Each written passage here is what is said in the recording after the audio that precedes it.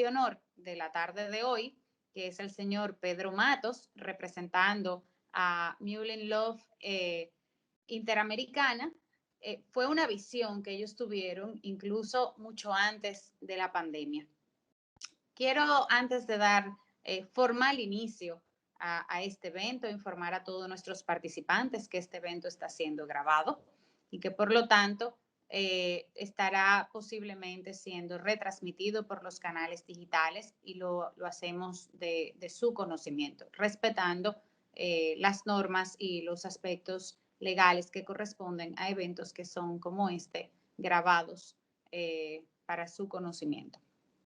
Entonces, habiendo dicho esto, ¿quién nos acompaña en el día de hoy? Y para mí, más que nada, es un placer y me lleno de orgullo y sobre todo le agradezco al señor Pedro Matos, que es graduado en licenciado en informática con más de 25 años de experiencia en áreas de multimedia, telecomunicaciones, tecnología y quien actualmente se desempeña precisamente como el director de tecnologías de información de Mullen Love Interamericana desde el 2017, en representación de Mullen Love Interamericana, nos va a contar precisamente su experiencia y más que su experiencia, como yo digo, esos conocimientos vividos en la práctica, donde él y su equipo pues han aterrizado el cloud al mundo terrenal. Y no solamente que lo aterrizó, lo vivió, y pues yo creo que su experiencia puede ser de muchísimo valor. ¿Y quién es Mullen Love Interamericana? Que eso creo que es importantísimo resaltarlo. Es una boutique creativa a nivel internacional compuesta por diversas experiencias, tanto pequeñas como a gran escala, y que hoy está presente en más de 65 mercados, con más de 90 agencias. Y dentro de sus principales clientes figuran precisamente entidades representadas del sector alimenticio, retail y otros. Y aquellos que conocen un poco el mundo de la publicidad saben que no hay algo más importante para un creativo que precisamente su contenido. El contenido, que es lo que le da vida a mucho de lo que se hace en una agencia como es Mullen Love Interamérica. Entonces, aquí viene a pasar que precisamente la información es uno de los activos más importantes que tienen una empresa como la que hoy nos va a narrar su experiencia. Así que bienvenido, Pedro, y muchísimas gracias por aceptar nuestra invitación.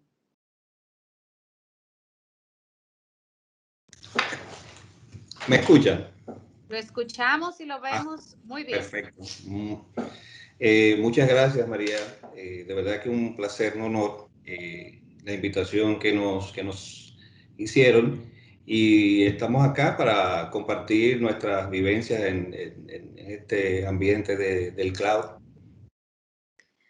Pues Pedro, yo quisiera en honor a nuestra audiencia contar un poco la historia y que en esa medida pues nos remontáramos a un poquito a esos antecedentes y yo empezaría pidiéndole que nos cuente qué los llevó a ustedes a tomar la decisión de migrar de una plataforma como la que ustedes tenían en el pasado a una plataforma en la nube. Bueno, a raíz de mi ingreso, la empresa había hecho se abocó a una auditoría en el área de sistemas para detectar debilidades y corregirlas, y también dar una especie de fortalecimiento a nuestro plan de contingencia y de recuperación de desastres. Eh, Esto nos llevó a nosotros a buscar alternativas en el mercado, ir a eventos, ver videos, a hacer nuestra tarea de investigación, y de ahí surge un proyecto, el proyecto del cloud, de la mano del gerente general, que si él ve en algún momento ve esta conversación, se va a reír porque cada vez que nos reuníamos, teníamos la oportunidad, la pregunta habitual de él es: ¿y mi nube? Entonces, realmente esto fue partiendo sobre esto porque él entendió en ese momento, la parte administrativa entendieron que era sumamente importante que salvaguardar el activo principal, que lo que nosotros producimos, que es documentación, imágenes, multimedia, que no era simplemente tenerlas aquí o en una simple cinta y llevarla fuera. O sea, yo entendía que debíamos tener algo un poquitito más avanzado, un poco más seguro, sobre todo seguro.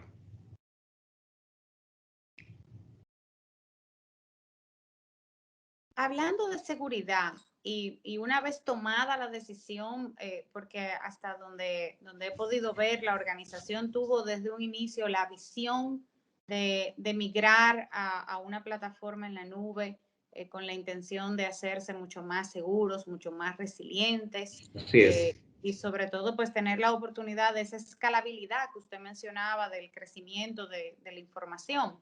Entonces, cuéntanos un poquito cómo fue ese proceso de migración y cuáles fueron sus principales retos en el proceso.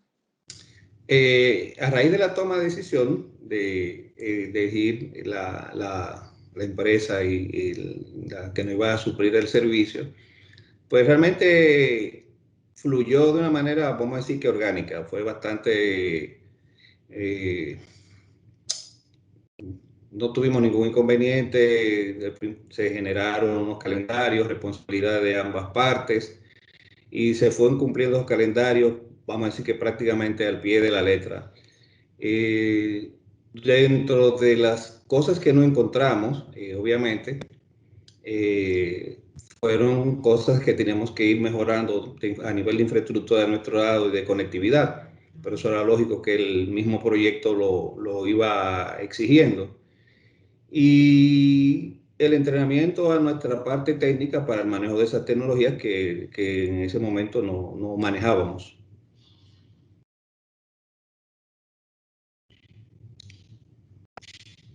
Y si usted tuviera que describir cuáles fueron los retos también, tal vez más significativos, no solamente desde el punto de vista de tecnología, sino desde la organización, ¿cuáles diría usted que fueron los retos tal vez más importantes y qué ayudó a sobreponer esos retos?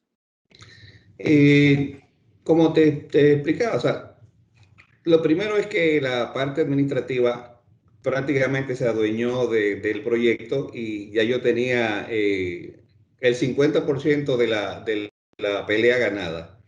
Entonces, a medida que fuimos viendo cuáles eran las ventajas los pros y los contras, que eran más los pros que los contras, porque de entrada me dijeron, no se va a invertir en infraestructura, no vamos a crecer por ahí porque ya lo que teníamos en ese momento ya estaba viejo, ya estaba obsoleto, servidores y demás. Entonces, no era volver otra vez dentro de 4 años a hacer una inversión cuantiosa, poderosa, para volver a estar obsoleto dentro de ese tiempo. Entonces, eso fue la parte de las cosas que nosotros fuimos viendo y que dieron la oportunidad de que el proyecto de en sí se aprobara prácticamente en un tiempo récord. Pedro, si nos hubiésemos imaginado lo que nos esperaba con la pandemia, eh, probablemente muchas empresas que en el momento en que nos vimos en esa realidad, en ese marzo del 2020, donde esto cambió el mundo, cambió la región, cambió nuestro país, pero en especial aceleró dramáticamente todos los procesos de transformación digital y un sinnúmero de empresas tuvieron que abocarse de manera abrupta a un proceso de transformación digital para poder seguir operando. Ustedes, sin embargo, tuvieron la visión de hacerlo justo antes de que todo esto ocurriera, tuvieron esa visión. ¿Cómo se percibió a nivel interno esta decisión de haber tenido la visión de haber migrado de manera anticipada? ¿Cómo fue ese proceso para ustedes como empresa y para sus usuarios y para sus clientes, tomando en cuenta que ustedes dieron los pasos correctos antes de que nos abocáramos a un proceso como el que vivimos con la pandemia? Bueno, lo primero que tengo que decirte es que la parte administrativa, por la seguridad, en el momento en que tomamos la decisión de irnos hacia la nube, al transmitirle la confianza y la seguridad de que nosotros estábamos listos, no estábamos preparados porque ya no habíamos venido preparando hacía más de un año con esta plataforma y la habíamos prácticamente lanzado mucho antes de que ni siquiera imaginarnos del tema de la pandemia, que nos obligó a hacer una empresa presencial en minutos, irnos a hacer una empresa total y completamente remota, transparente para todo el mundo. O sea, fue bastante sencillo ya por el camino que teníamos recorrido gracias a la visión de la compañía. Pedro, mucho se habla cuando hablamos de los casos de migración a las plataformas del cloud, hay el mito de que si es más caro, si es más barato, si se requieren más recursos de cómputo, si se requieren menos recursos. O sea, hay muchos mitos detrás de un plan o a veces hasta desconocimiento detrás de un plan de cómo movernos al cloud. Cuéntanos un poquito su experiencia de qué forma se optimizaron los recursos de la empresa, tanto desde el punto de vista tecnológico como financiero, después de su proceso de migración a la nube. Mire, le puedo decir de entrada que por el lado financiero